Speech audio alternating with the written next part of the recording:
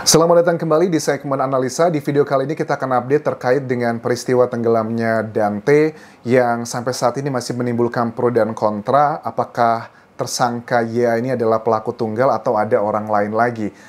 Bapak dari Dante, Angger Dimas, dari awal mengatakan bahwa dia sudah sangat curiga sekali. Nah, kita akan bahas adalah wawancara Angger Dimas di sini pada saat mengetahui kekasih dari mantan istrinya ternyata menjadi pelaku atau tersangka dalam tenggelamnya putranya yang baru berusia 6 tahun.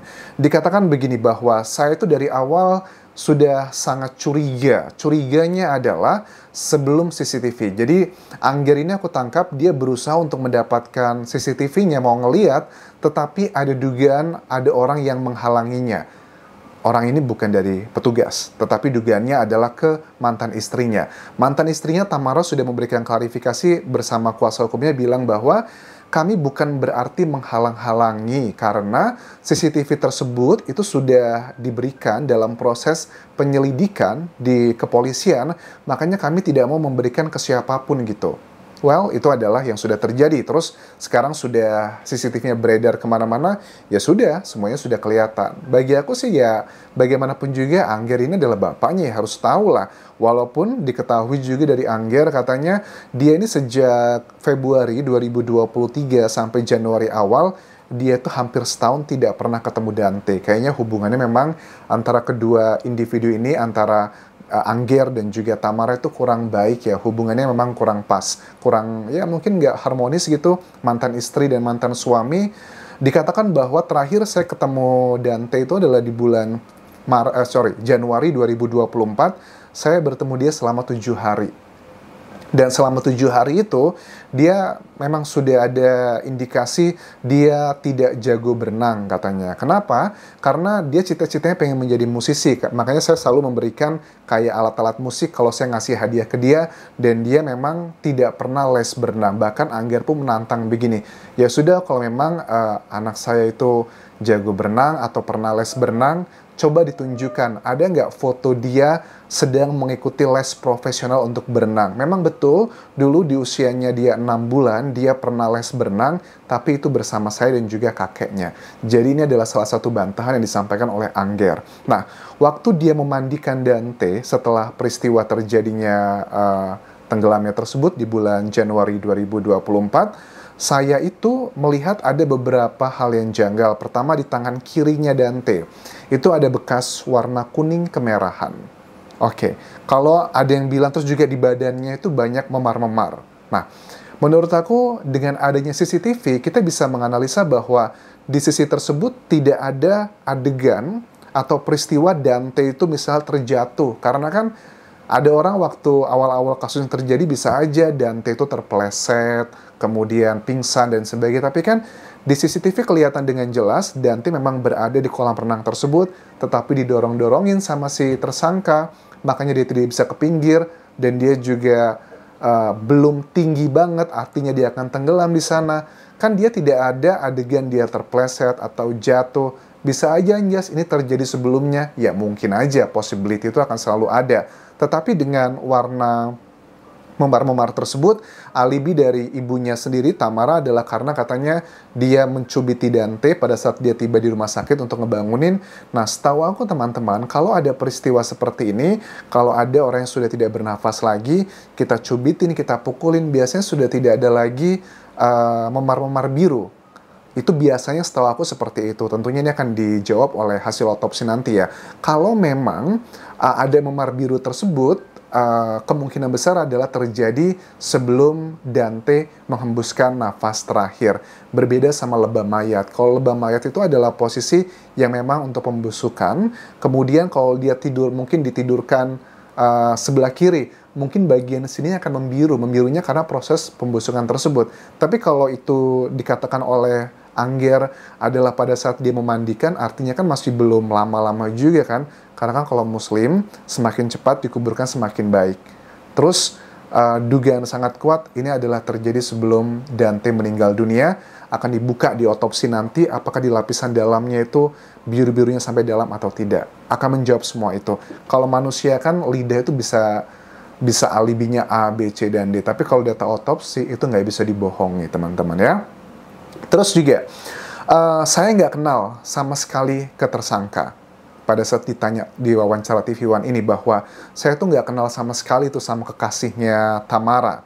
Terus saya sudah hampir 1 tahun nggak ketemu Dante dan baru ketemu selama 7 hari di Januari tersebut, dan ada statement dikatakan bahwa memang dia menulis status di Instagramnya baru 1 pelaku yang tertangkap. Kemudian dia mengklarifikasi, ya kan dugaannya bahwa ini ada mungkin orang-orang lain yang terlibat. Ini kesannya masyarakat menilai bahwa Angger ini dugaannya adalah mereverse untuk mantan istrinya Tamara. Nah, makanya ini menjadi sebuah kayak teka-teki yang luar biasa ya teman-teman ya. Tapi kalau kita lihat Tamara kan nangis di klarifikasinya.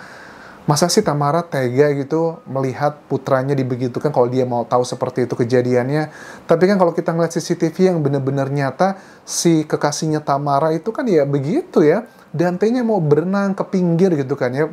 Saat dia didorong-dorong, dia tahu menyelamatkan diri, tapi tetap aja dia tega melakukan hal seperti itu. Bahkan Angger juga bilang pada saat hari kejadian tersebut, dia tahu bahwa putranya itu sedang gak enak badan, lagi flu. Dan dia tahu bahwa putranya gak jago berenang. Tapi semuanya dibantah oleh Tamara. Ya wajar sih, karena kan Tamara yang menghabiskan waktu bersama Dante, sementara Angger itu kan baru 7 hari ketemu sama Dante hampir setahun ini. Berarti kemungkinan besar mereka cerainya mungkin baru setahun 2 tahun ya. Karena sejak Februari 2023 tidak bertemu, baru bertemunya di bulan Januari 2024. Sayang ya, lagi dan lagi dugaannya ketidakharmonisan orang tua itu juga menjadi salah satu penentu kebahagiaan seorang anak begitu. Nah, anak saya itu orang yang sangat ceria, bahkan kalau ketemu saya itu panggilnya bapak, aku mau jadi kayak musisi. Kan Angger ini profesinya sebagai DJ, terus dia bilang bahwa makanya saya itu selalu memberikan alat musik. Terus di hari kejadian pada saat Angger datang ke rumah sakit, ada satu hal yang ngebuat dia sangat curiga. Katanya waktu awal kejadian saya didatangi oleh 2 orang asing. Saya nggak tahu nih kenapa 2 orang asing ini mendatangi saya, dan mereka dugaannya bukan dari penyidik gitu, adalah orang luar. Saya curiga, makanya sejak hari pertama tersebut saya langsung minta dilakukan visum. Visum itu berbeda sama otopsi sih ya. Kalau visum kan lebih ke bagian luar aja, ngelihat secara fisik aja. Tapi kalau otopsi itu kan, di otopsi itu artinya dibedah semuanya, jantungnya dibuka, dalamannya dibuka, karena untuk mengetahui minimal adalah 2 data mengenai penyebab kematian dan juga waktu kematian, plus juga dengan temuan-temuan yang lain. Misalnya kayak memar-memar. Apakah ini karena lebam mayat, ataukah terjadi sebelum dia meninggal dunia? Itu kan nggak bisa hanya visum, harus dibuka dalamnya seperti apa.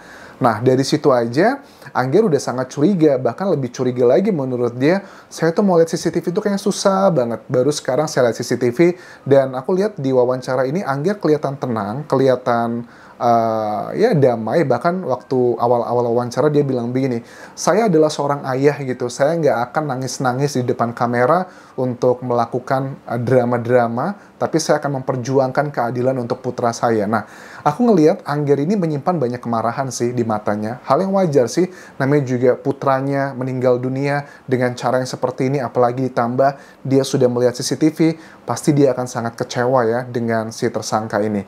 Dia kelihatan sangat marah sekali dari matanya, walaupun dia senyum, dia masih menggunakan kata-kata dugaan, karena menurut dia backgroundnya adalah dia lulusan sarjana hukum juga, makanya dia ngerti hukum. Beberapa kali makanya make sense sih, waktu Angger itu awal-awal berbicara di media massa, dia mengatakan bahwa saya yakin bahwa putra saya ini sengaja ditenggelamkan. Kemudian dia ngeralat lagi, maksud saya diduga putra saya itu ditenggelamkan. Makanya dia ngerti banget bahasa-bahasa hukum, dan aku yakin tipikal orang seperti ini setiap orang kan punya reaksi masing-masing ya.